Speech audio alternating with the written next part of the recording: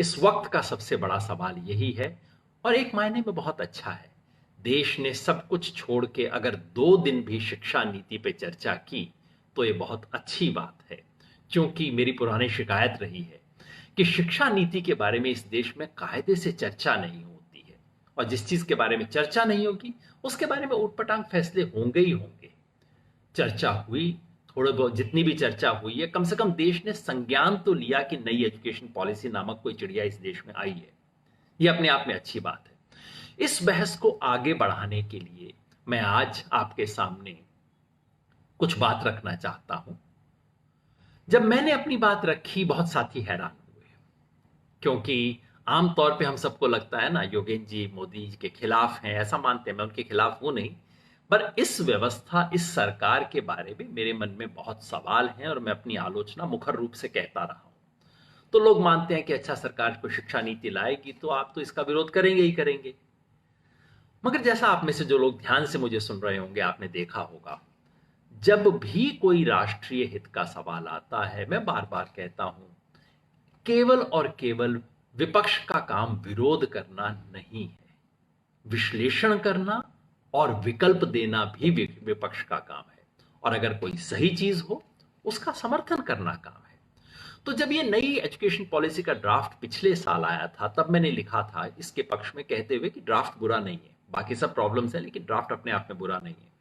और जब पॉलिसी आई तो मैंने कुल मिला के कहा, जो पिछली बार फेसबुक में भी कहा था, कि दस्तावेज में कई अच्छी बातें हैं जिस पे हमें विचार करना चाहिए, जिसका हमें स्वागत करना चाहिए।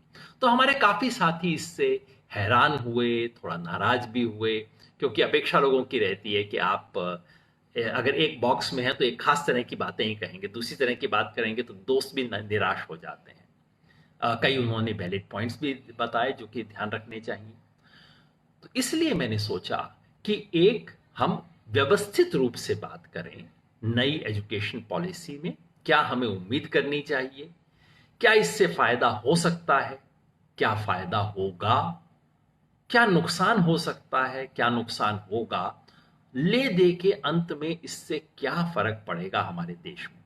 यह बात मैं आपके सामने 4 टुकड़ों में करूंगा और हर बार सुविधा के लिए 5 उंगली के ऊपर 5 चीज गिनवाऊंगा। तो पहले इस पे कि 5 क्या हमारे सामने संदर्भ क्या है, जो नई शिक्षा नीति आई है इसका संदर्भ के 5 अंश में गिनाऊंगा। फिर उसके बाद इस शिक्षा नीति में स्कूली शिक्षा के बारे में क्या कहा गया है, उसके 5 बड़े आइडियाज का हम विश्लेषण करेंगे। हर एक में देखेंगे ये विचार क्या है, नया है, पुराना है, कहां से आया है और इससे क्या फायदा होगा, गुंजाइश क्या है कि ये लागू होगा, क्योंकि असली बात तो वहीं पे है ना। उसके बाद उच्च शिक्षा के 5 बड़े आइडियाज हम देखेंगे कि ऐसे कौन से 5 बड़ी चीजें हैं जो नई शिक्षा नीति में कही गई हैं, क्या वास्तव में लागू होंगी, क्या लागू होगा, क्या नहीं लागू होगा, इसके बारे में बात करेंगे। और फिर 5 जनरल बातें जो ना स्कूली शिक्षा पे है ना हायर एजुकेशन पे केवल है, जनरल 5 चीजें, उनका हम विश्लेषण करेंगे जो कि शिक्षा नीति पे है। तो 5 5 5 5 5 4 जगह पे हम बात करेंगे ताकि हम इस शिक्षा नीति को कायदे से समझ सकें। आप स्टूडेंट हैं, आप एग्जाम देना चाहते हैं, आप टीचर हैं, आप पेरेंट हैं, आपके मन में चिंता है, सवाल है। मेरी उम्मीद है कि इन सवालों का मैं जवाब दे सकूंगा। लेकिन अगर आपको मेरी बात से पूरा समझ ना आए, कोई अलग से प्रश्न हो, कोई अलग से विचार हो, आलोचना हो, जरूर अपने प्रश्न भेजिएगा इस फेसबुक पे और हमारे साथी प्रश्न मुझ तक पहुंचाएंगे और मैं इन प्रश्नों का उत्तर दूंगा, ताकि हम, इतना गंभीर विषय है कि इसके ऊपर एक तसल्ली से बात करके मुझे भी अच्छा लगेगा, उम्मीद है आपको भी बेहतर लगेगा। सबसे पहली बात, ये शिक्षा नीति है क्या। ये मैं इसलिए कह रहा हूं कि बहुत लोग इसको गलत समझ जाते हैं। लोग समझते हैं कि जैसे आरटीई, राइट टू एजुकेशन करके एक कानून आया था, वैसे ही शिक्षा नीति भी कोई कानून है। शिक्षा नीति कोई कानून नहीं है। शिक्षा नीति एक विजन स्टेटमेंट है। देश की शिक्षा की कुल मिला के दिशा क्या होनी चाहिए, शिक्षा का उद्देश्य क्या होना चाहिए, शिक्षा किस दिशा में बढ़े, यह बताने वाला दस्तावेज है शिक्षा नीति।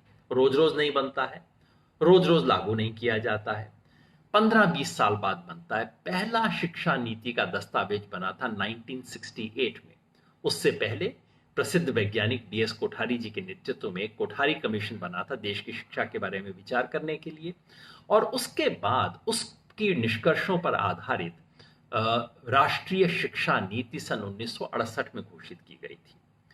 1980s आते आते लगा कि नहीं, हालात बहुत बदल गए हैं, शिक्षा नीति बदलने की जरूरत है। तो 1986 में उस शिक्षा नीति को मॉडर्नाइज करते हुए एक नया स्टेटमेंट आया था। बहुत अच्छी, बहुत अपेक्षाकृत हल्की नीति थी, मुझे ऐसा महसूस हुआ, कई और लोगों को भी महसूस हुआ होगा। इसलिए 1992 में उसी को थोड़ा सा रिवाइज किया गया। तो वो सेकंड ही थी, सेकंड का रिवाइज्ड एडिशन था, आप समझ लीजिए।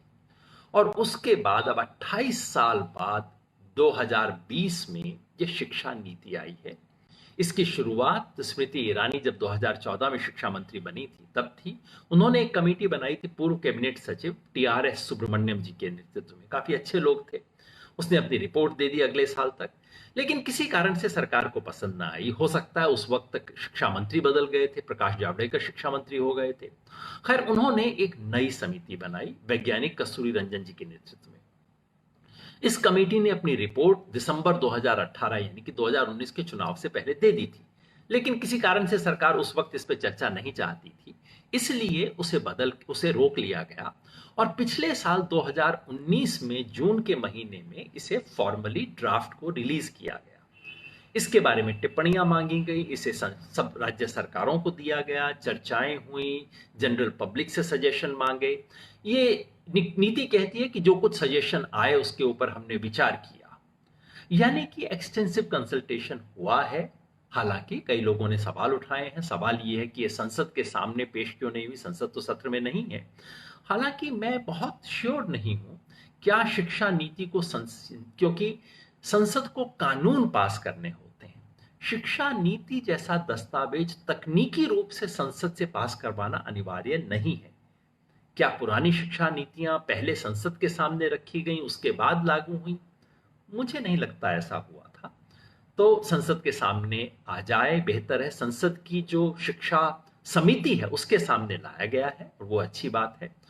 तो कुल मिला के मेरी समझ है कि इस आधार पर यह आलोचना करना कोई बहुत मजबूत आलोचना नहीं है कि कंसल्टेशन नहीं हुआ, अचानक धक्के से लागू कर दिया गया। ऐसा नहीं हुआ। इसमें एक साल भर कंसल्टेशन ड्राफ्ट पे हुआ है। हम सब लोगों ने आलोचना की, हम सब लोगों ने लिखा, तमाम संगठनों ने आलोचना की, इसके बारे में चर्चा हुई है। ये शायद सबसे बड़ी बात नहीं है। खैर, तो अब ये नीति हमारे बीच है। जो ड्राफ्ट आया था कस्तूरी रंगन कमेटी का, वो कोई लगभग 500 पेज का ड्राफ्ट था। अब 60 पेज का एक दस्तावेज हमारे सामने है। ये दस्तावेज जो तब भी मैंने आपको दिखाया था, ये शायद कैमरा इस तरफ है इसलिए उल्टा दिख रहा होगा आपको। ये दस्तावेज 60 पेज का दस्तावेज, जो कि देश की भविष्य में शिक्षा नीति क्या होनी चाहिए, इसका विजन पेश करता है। अब कई लोगों ने टीवी पे कहा ये तो खाली विजन देता है। अब दिक्कत ये है कि ये होना भी विजन का ही डॉक्यूमेंट है। एक विजन के डॉक्यूमेंट को ये कहना कि खाली विजन डॉक्यूमेंट है पर्याप्त नहीं है, क्योंकि ये तो इसका काम है। तो इसकी आलोचना इसलिए आप नहीं कर सकते कि ये विजन डॉक्यूमेंट है, क्योंकि विजन नीति देना इसका काम है, इंप्लीमेंटेशन का डॉक्यूमेंट नहीं है। और ये बात आप सबको समझना जरूरी है कि ये जो न्यू एजुकेशन पॉलिसी के किस अंश को कब लागू किया जाएगा, किसे कैसे इंटरप्रेट किया जाएगा, किसको बिल्कुल लागू नहीं किया जाएगा और किसके उल्टा काम किया जाएगा, ये सब सरकार के कंट्रोल में है। इस नीति के में ऐसा कुछ नहीं है जिसकी वजह से सरकार के हाथ बंध जाएं। पहले भी जो नीतियां आई थी उनमें कई ऐसी बातें कही गई थी। 1968 में कहा गया था कि 6% जीडीपी का खर्च करना चाहिए, कभी नहीं हुआ, किसी सरकार ने नहीं किया और आप कुछ नहीं कर सकते, क्योंकि ये एक लीगली बाइंडिंग डॉक्यूमेंट नहीं है। ये केवल सुझाव है, विजन है, दृष्टि है। सरकार बीच बीच में कह सकती है नई शिक्षा नीति के अनुरूप हमने ये कानून बनाया है, इसके अनुरूप बजट में हमने ये किया है, लेकिन अगर इसके अनुरूप न करे, आप पलट के सरकार से कोई लीगल सवाल नहीं पूछ सकते, आप पब्लिक में आलोचना कर सकते हैं। तो ये लीगली बाइंडिंग डॉक्यूमेंट नहीं है, इसलिए इसमें कोई भी रिकमेंडेशन है ये मत समझ लीजिए कि कल को ये अपने आप लागू हो जाएगी। इसका एक शब्द भी लागू नहीं हो सकता जब तक कानून ना बने इसके लागू करने के लिए, कानून में संशोधन ना हो, सरकार की तरफ से रूल्स और रेगुलेशंस ना बने, सरकार की तरफ से एग्जीक्यूटिव ऑर्डर कोई सर्कुलर ना जाए, उसके बिना अपने आप में नीति ये लागू नहीं होगी।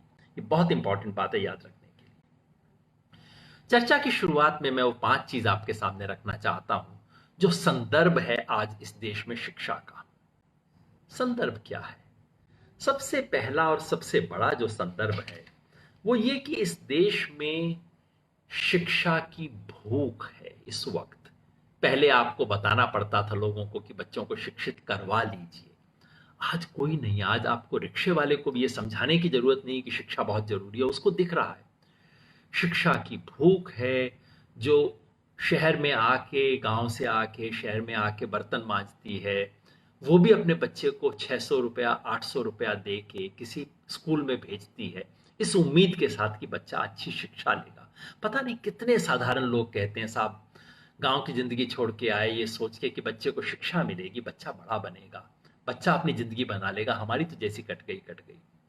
आज इस देश में शिक्षा की भूख है और उसमें इतनी असमानता है अवसरों की। शिक्षा के अवसरों की असमानता के चलते इस देश में बाकी सब चीजों की असमानता आपको दिखाई देती है। मैं तो अक्सर कहता हूं कि आज के भारत में असमानता को, विषमता को, गैर बराबरी को एक जनरेशन से दूसरी जनरेशन तक पहुंचाने का जो बिल्कुल श्योर शॉट गारंटी का तरीका है वो हमारी शिक्षा व्यवस्था है। शिक्षा आपकी जिंदगी में क्या फर्क पड़ेगा उसे बनाने का तरीका है। गांव में जो एक गरीब दलित परिवार की लड़की है उसको जो शिक्षा मिलती है और दिल्ली के इन बड़े स्कूलों में पढ़ने वाले, बड़े कॉलेजों में पढ़ने वाली लड़की को या लड़के को जो शिक्षा मिलती है उसमें जमीन आसमान का अंतर है। और जिसे हम अक्सर मेरिट का फर्क कहते हैं ना, वो मेरिट का फर्क नहीं होता, अवसरों का फर्क होता है, किसको क्या अपॉर्चुनिटीज मिले। तो शिक्षा की भूख है, शिक्षा के अवसरों की असमानता है और लोगों की सबसे बड़ी जिंदगी में खाने के बाद लगभग सबसे बड़ी जरूरत यह है अच्छी शिक्षा मिल जाए लोगों को। पहला बड़ा तथ्य ये। दूसरा, इस भूख को पूरा करने के लिए सरकारों के पास पैसा नहीं है। देश में बजट का बहुत छोटा हिस्सा शिक्षा के लिए इस्तेमाल होता है। हमारे केंद्र सरकार का जो बजट है वो देश की जीडीपी का 6% का आंकड़ा दिया जाता है। 6% हालांकि राज्य और सरकार दोनों को मिला के है। तो कहा जाता है 6% आप खर्च कर लीजिए और ये डॉक्यूमेंट कहीं 4% का दावा करता है कि 4% एक्चुअली खर्च हो रहा है, पर वास्तव में तो इससे भी बहुत कम हो रहा है। शिक्षा में खर्च करने के लिए पैसा नहीं है। जो कुछ पैसा था केंद्र सरकार के पास हुआ करता था। राज्य सरकारें ज्यादातर कंगाली की हालत में रहती हैं। राज्य सरकारें जिस पे सबसे पहले पैसा बचाना चाहती हैं वो है शिक्षा। तो दूसरा बड़ा तथ्य कि शिक्षा में पैसा नहीं है। और अब कोरोना वायरस के बाद, लॉकडाउन के बाद अर्थव्यवस्था की जो स्थिति है उसमें शिक्षा पे जो खर्चा आज हो रहा है उसमें भी कटौती होने की गुंजाइश है बजाय कि बढ़ने की। यह दूसरा बड़ा तथ्य है। तीसरा बड़ा तथ्य है कि इस वक्त देश में सरकारी शिक्षा से भगदड़ मची है। लोग छोड़ छोड़ के भाग रहे हैं। जहां जहां गांव के स्कूल में, सरकारी स्कूल में अब वो बच्चा पढ़ता है जिसके पास और कोई रास्ता नहीं है और कोई साधन नहीं है, सिर्फ गरीब का बच्चा पढ़ता है इस वक्त सरकारी स्कूलों में। जिसके पास 4 पैसे हैं प्राइवेट स्कूल में बच्चे को भेजना चाहता है। तो एक्सोडस है इस वक्त सरकारी स्कूलों से प्राइवेट स्कूल की तरफ। यही बात कॉलेजों पे लागू हो रही है, अब यूनिवर्सिटियों पे भी लागू होनी शुरू हो गई है क्योंकि यूनिवर्सिटियां भी प्राइवेट आ गई हैं। तो जो सरकारी क्षेत्र में शिक्षा मिल रही है उसका स्तर गिर रहा है। उसकी वजह से लोग छोड़ छोड़ के भाग रहे हैं और प्रैक्टिकली एजुकेशन अब प्राइवेटाइज हो गई है। यानी कि आपको शिक्षा के और अपनी जिंदगी के अवसर कैसे मिलेंगे? जितना आपके माँ पिता की जेब में पैसा है, पैसे से शिक्षा खरीदी जा सकती है, खरीदी जा रही है। यह हमारे समय का सबसे भयावह और तीसरा बड़ा तथ्य है। चौथा बड़ा तथ्य है कि हमारी शिक्षा में जो आजादी के बाद एक आत्मविश्वास था, रविंद्रनाथ टैगोर के चलते, महात्मा गांधी के चलते, गिजू भाई बधेका के चलते, कि हम इस देश में ऐसी शिक्षा व्यवस्था बनाएंगे जो हमारी जरूरत के लिए उपयुक्त हो। रविन्द्रनाथ टैगोर ने शांति निकेतन के प्रयोग किए, महात्मा गांधी ने नई तालीम की वकालत की, गिजुभाई बधेका ने सोचा, अपनी स्वप्न दृष्टि देश के सामने रखी, कई प्रयोग किए, वो सब अब खत्म हो रही है। अब ले दे के हिंदुस्तान के शिक्षाविदों का, हमारी शिक्षा का लक्ष्य, सपना अंतिम यही है कि किसी तरह से जो यूरोप में, अमेरिका में जैसी शिक्षा मिलती है वो हम अपने बच्चों को दे सके ना। तो हमारे सपने छोटे हो रहे हैं और ले दे के पश्चिम का अनुकरण करना, पश्चिम की शिक्षा का, वहां के समाज में जो शिक्षा मिलती है, जो सिलेबस है, जो पढ़ाया जा रहा है, जिस भाषा में पढ़ाया जा रहा है, उसकी नकल करना ले दे के हमारा एक देश का राष्ट्रीय लक्ष्य बन गया है। ये चौथी बड़ी बात है। और पांचवी बड़ी बात है, पिछले 5-7 साल में, पहले भी शिक्षण संस्थाओं की ऑटोनॉमी लगभग खत्म हो गई है। कोई वाइस चांसलर, कोई प्रिंसिपल, कोई हेडमास्टर अपनी तरफ से सोच के कुछ नहीं कर सकता। अब तो हालत ये है कि किसी वाइस चांसलर को सेमिनार करना होता है, किसी में यूनिवर्सिटी के डिपार्टमेंट में सेमिनार होते हैं, तो वहां उन्हें सेमिनार करने के लिए वाइस चांसलर की परमिशन लेनी होती है। वाइस चांसलर को कोई चीज करनी हो तो वो मिनिस्टर से पूछता है। पहले कुछ ऐसा नहीं हुआ करता था। तो संस्थाओं की ऑटोनॉमी बिल्कुल धीरे धीरे खत्म हो रही है। ये बात नोट करने की है कि ऑटोनॉमी सिर्फ आज बीजेपी के जमाने में खत्म नहीं हुई। संस्थाओं, शिक्षण संस्थाओं की हत्या करने में कांग्रेस का रोल भी है और लेफ्ट का रोल भी है। लेफ्ट जब पश्चिम बंगाल में राज करता था, उन्होंने वहां शिक्षण संस्थाओं की ऑटोनॉमी को ध्वस्त कर दिया था। किसी तरह की उनको आजादी नहीं दी गई थी। तो ये पांचवा कि इस वक्त देश में शिक्षण संस्थाओं की जो ऑटोनॉमी खत्म होना, स्वायत्तता खत्म होना, वो बिल्कुल पराकाष्ठा पे पहुंच गई है। इन 5 बड़े नेगेटिव ट्रेंड के वक्त में ये शिक्षा नीति आई है और बार बार हमें इस व्यापक संदर्भ को ध्यान में रखना होगा इस शिक्षा नीति का मूल्यांकन करते हुए, क्योंकि शिक्षा नीति के शब्द अच्छे हैं। ये डॉक्यूमेंट कुल मिला के अच्छा डॉक्यूमेंट है। इस डॉक्यूमेंट को लिखने वाले एक सज्जन ने फोन किया, मुझसे पूछा।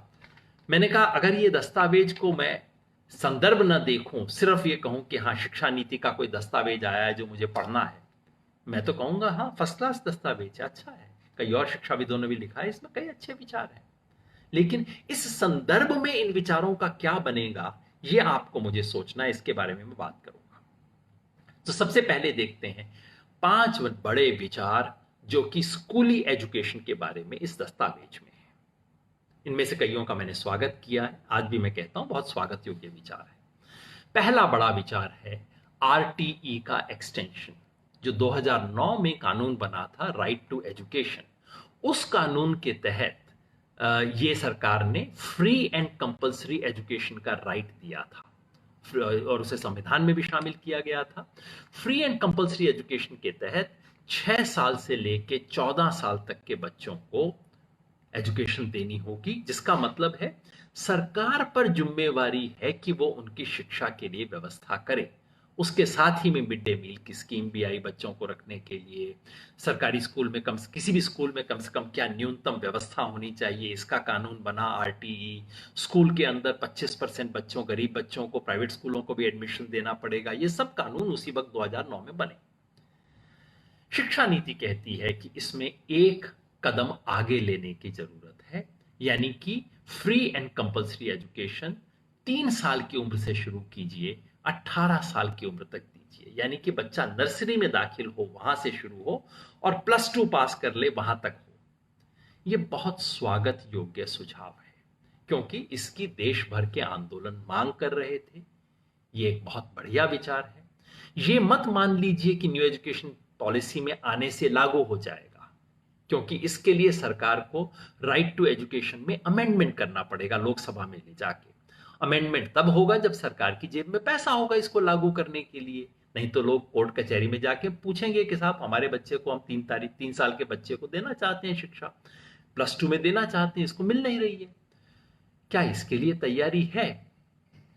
मुझे अभी नहीं लगता। मुझे लगता है राइट टू एजुकेशन के एक्सटेंशन के लिए संघर्ष अभी लंबा करना पड़ेगा।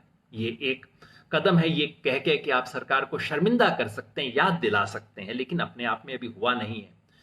डर ये है कि इसमें परिवर्तन के साथ सरकार, एक अच्छी बात और कही गई है कि मिड डे मील के साथ ब्रेकफास्ट भी दिया जाएगा, जो बहुत अच्छी चीज है।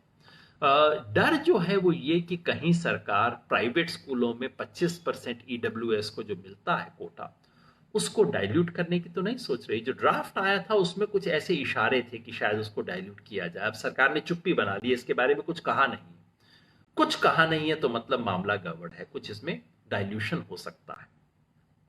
दूसरा बड़ा विचार जिसके बारे में मैं बहुत एक्साइटेड हूं और मुझे लगता है बहुत बढ़िया बात हुई है, ये है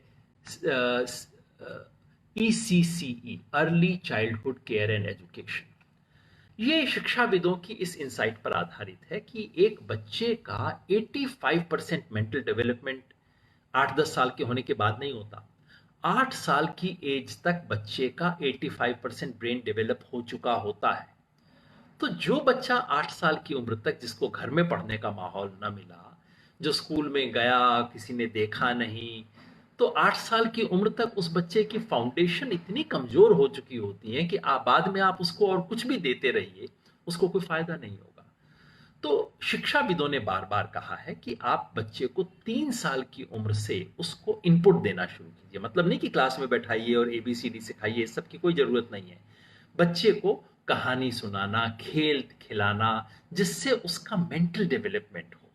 तो नर्सरी शिक्षा बहुत क्रिटिकल है। ये बात सबसे पहले इस दस्तावेज में नहीं आई है, इससे पहले 2013 में जब यूपीए की सरकार थी, तब एक पॉलिसी आई थी देश के अंदर, early childhood care and education. उस पॉलिसी को डिराइव करते हुए उसको शिक्षा नीति में शामिल किया गया है। ये बहुत बढ़िया सुझाव है। और सुझाव ये है कि या तो आंगनवाड़ी या फिर स्कूल, या तो स्कूल में एक आप क्लास अर्ली ऐड कर दीजिए, 2 क्लासेस ऐड कर दीजिए, या फिर आंगनवाड़ी में व्यवस्था कीजिए कि बच्चों को सिर्फ खाना वाना खिलाने का जो काम आंगनवाड़ी में होता है आजकल, उसके साथ बच्चों को खेल भी खिलाया जाए, उसके साथ बच्चों को कुछ एजुकेशनल इनपुट्स भी दिए जाएं, खिलौने दिए जाएं। मेरे विचार से ये बहुत अच्छा आइडिया है और इसके लिए मैं धन्यवाद देना चाहता हूं इस कमेटी को, इस सरकार की शिक्षा नीति को। क्या ये लागू होगा? मुझे उम्मीद है कि इसका कुछ ना कुछ हिस्सा लागू होगा। ये नया विचार है, सरकार पुश कर रही है और पहले भी आ चुका था और अब देश इसके लिए तैयार है, मगर ये करने के लिए पैसा चाहिए। आंगनबाड़ी में आजकल एक महिला होती है, एक महिला से उम्मीद की जाती है कि वो गांव की हर प्रेग्नेंट औरत का भी ध्यान रखे, हर छोटे बच्चे के न्यूट्रिशन के ऊपर भी करे और उसके साथ बैठ के छोटे बच्चों को सिखाना पढ़ाना उसके बस का नहीं है, उसकी ट्रेनिंग नहीं है। तो आंगनवाड़ी का एक एडिशनल वर्कर अपॉइंट करना पड़ेगा देश के 6 लाख गांवों में। खर्चा है, क्या सरकार इसके लिए तैयार है?